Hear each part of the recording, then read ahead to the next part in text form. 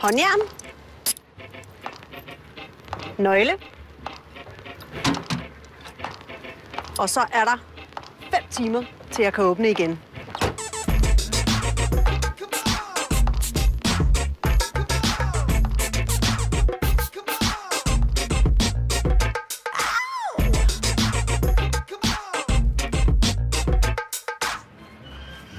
Jeg har taget en tur til Grøn Koncert for at finde ud af, hvad muskelsvind og musik har med hinanden at gøre. Og lige præcis det spørgsmål, det tror jeg, at Tony the Man kan svare mig på. Så ham har jeg tænkt mig at hække mig fast på. Undskyld, må jeg spørge dig om noget? Tony the Man, hvor finder jeg ham henne?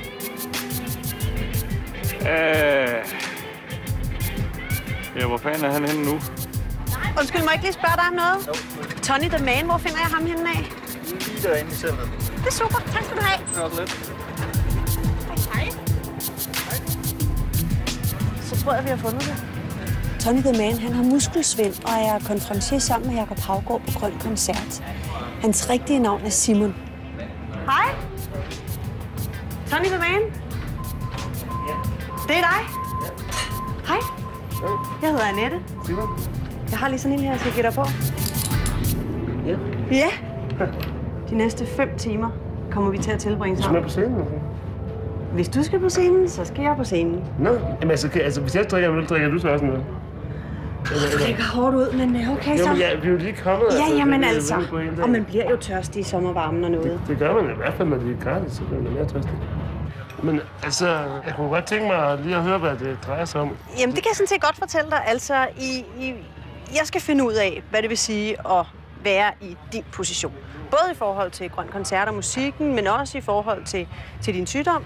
Ja, men du skulle næsten have haft en kørestol, så. Prøv, lad os bare udelukke det med det samme, og så springe til de der øl, du ved på. Jamen, jeg føler mig forholdsvis tryg ved det her. Så det er jeg glad for. Lad os prøve at se, om min ølarm også kan klare at sidde fast til dig. Hvordan kom du ind i det her? Det er faktisk en underlig vej. Altså, jeg altid drømte om, at det var mig, der skulle stå op på scenen på et tidspunkt. Så var jeg med til nogle møder, og lige pludselig så spurgte de mig, om jeg ville praktik på Muskelfonden. Og fik den opgave at skulle finde en eller anden, der kunne udfylde et nyt hul på scenen. Og ja, nu er vi så fremme i dag, hvor de så har spurgt mig, de gentager 2 år, er vi på igen næste år? Altså, jeg er bare glad. Ja. Det er fedt, altså det er skide. Men hvordan hænger så musik og muskelsvind sammen? Altså, det har jo ikke nogen sammenhæng. Men det har den sammenhæng, at det var jo sin tid Muskelfonden, der startede Grøn Koncert sammen med Tuborg. Og i og med, at det er her, vi tjener. Jeg mener, jeg hører tallet 80% af de penge, vi har til at lave arbejde for folk med muskelsvind og hjælpe og støtte osv. på alle mulige forskellige fronter. 80% af de penge, de kommer herfra. Så på den måde hænger det meget tæt sammen. Altså, Muskelfonden er jo nok, altså det er jo, jeg vil ikke sige det mit hjertebarn, så synes jeg, man skal have et ældre for at bruge den betegnelse. Men det har en speciel plads i mit hjerte, og det har hjulpet mig. Det er mange forskellige ting, og når så at jeg kan give lidt tilbage, og jeg så selv synes, det er hammerende sjovt, så kan det ikke blive meget bedre. Hvor kommer det her Tony the Man fra? Det stammer faktisk fra en vennekreds havde engang, hvor at, hvis man var en rigtig bøv, så var man en Tony. Og så blev det egentlig bare Tony the Man, for ligesom at sætte tykstreg under, at det er en karakter. Det ved folk så ikke, men Stregen skal være lidt tykkere. Ja, det bliver både til Tony the Man, og til, jeg hørte den anden dag i Kolding, en journalist sige, er dig, der er Tony Man? Og altså, ja, vi tager det hele med, altså. Så længe at vi kan få en god snak eller et eller andet, så må de kalde mig, hvad de vil. Hvad skal der ske nu? Hvad skal vi? Jamen, altså, jeg skal faktisk forholdsvis snart på scenen. Så jeg skal nok til at lige have det sidste tøj på. Ja, siger du. Fordi den der arm kan du ikke få i ærme. Nu er det faktisk ved at ødelægge Tonys brand. Det har det røde. Jamen, det har jeg jo sådan set ikke lige tænkt på. Er du forfængelig? Ja, det synes jeg lidt. Og især når man skal fremstå, når du lige pludselig kommer dumpende ind ad døren, så vil jeg i aften lige tænke, jeg skulle lige have vidst. Men det er jo en del af overraskelsen, det tager jeg med. Ja. Og så nu bliver en helt anden hjemme.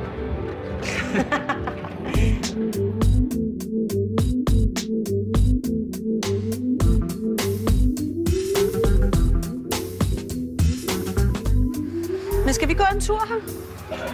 Bare sådan lidt hygge? Hvis du lige vil prøve at se, hvordan pladsen er bygget op og sådan lidt. Men du kan godt se sådan en dag som dag, når pladsen er så dårlig at køre rundt på, så kan det godt være lidt træls.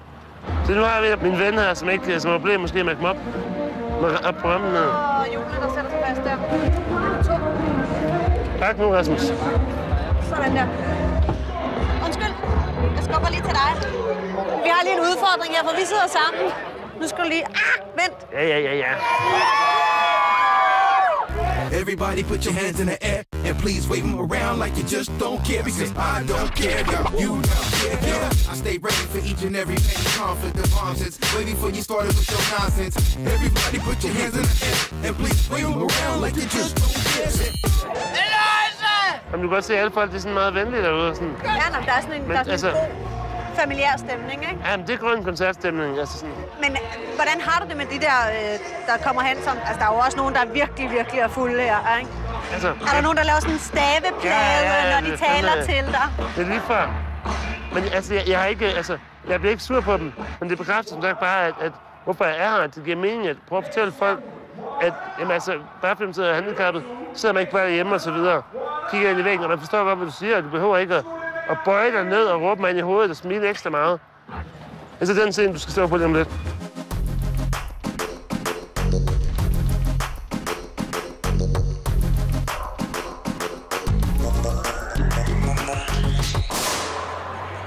Skal I først gå ind, når scenen er klar til det næste, ja, altså, eller? Det er sådan, det vi står og venter på, det er tit, at først er jo altså, han kommer altid, men nogle gange, det er sådan... Og nogle gange så kommer han lige løbende sådan, hvad siger vi nu? Men han er rutineret, så han kan det jo. Hej Simon. Hej Annette. Hvad er det der for noget? Ja, altså jeg ved ikke mere, end at jeg blev high-tagget til at sidde sammen med Annette. På godt og ondt. No offense. Men du har jo en, så det er jo sådan. Han er altså hård, jeg kan godt sige, at arbejde sammen med. Vi skal nok lige gennemgå, hvad vi plejer at sige. Ja. Kunne det være din 30-års jubilæumsgave? Ja. Og så kan vi gå alle sammen. Det var meget sjovt, fordi alle sammen siger, hej Annette. Jeg synes, det er så. Det bliver så mærkeligt, det her. Er det første, I råber? Ja, hvad sådan noget. Det er bare sådan random, det er ikke aftalt.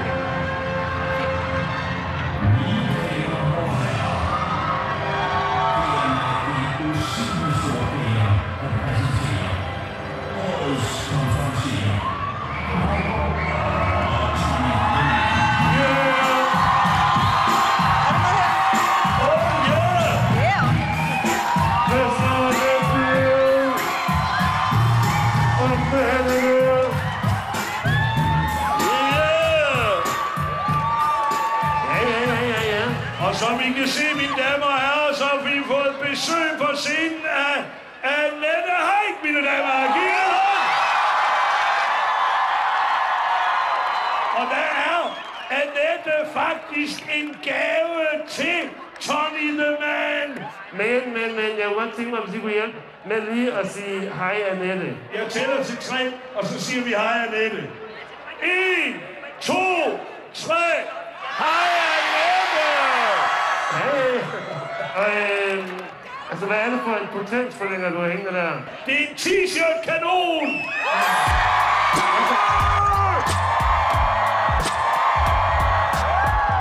Mine damer og herrer, her kommer Alpha B!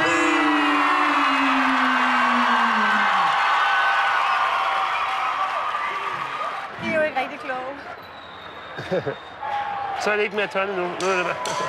Okay, kom.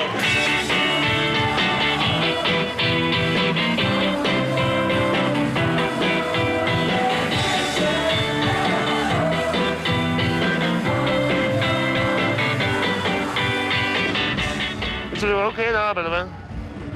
Men det var jo helt sindssygt, hvor højt folk skreg. Ja, jamen altså og de skriger, i forhold til hvor mange der er, her skriger det rigtig, rigtig højt. Så prøv at forestille, hvis der er sådan 2-3 gange så mange. Så gør det decideret ondt, men det er på en fed måde selvfølgelig. Man kan godt blive træt i benene, skulle jeg lige hilse at sige. Er jeg går der? Det kender jeg så ikke jo. Men du kan vel godt blive træt i kroppen, kan du ikke det? 100%. Men der er mange forskellige afrettet af muskelsvind. Men min for eksempel, det er bare, at det er noget med kommunikationen til nerverne, som er dårlig. Som gør, at de signaler, der bliver sendt ud fra hjernen, ikke er lige stærke, så siger jeg løft min arm, så er det sådan et svagt signal, så kan jeg ikke så meget som andre. Er det noget, man er født med, eller? Ja, altså man er altid født muskelsvind, men det er så ikke altid, man ved det, fra man er født. Jeg tror, jeg vidste, at jeg var... Så min mor lige ret mig, måske sådan noget 1,5-2 år sådan noget. Og dengang, der kendte man ikke så meget af det. Så det fik jeg ved, at jeg nok sådan døde inden for meget kort tid. Men formanden for Muskelsvinden, han er jo blevet nu 68, så det er jeg egentlig ikke så nervøs for.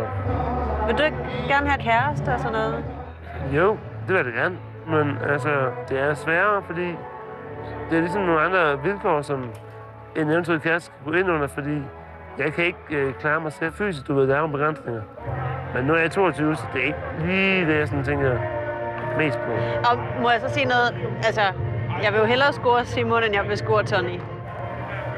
Det hører de godt, og det er jeg glad for, at du siger.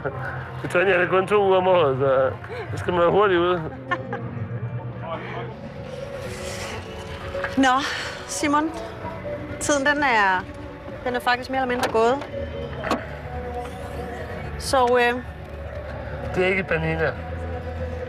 Det er lidt skuffet, men det virker. det kunne have været Frans Jäger. Ja.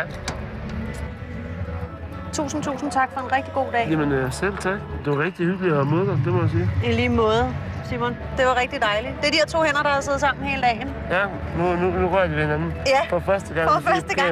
Ja, god fornøjelse. Det var super fedt at møde Lige dig. måde. Tak for i dag. Hej.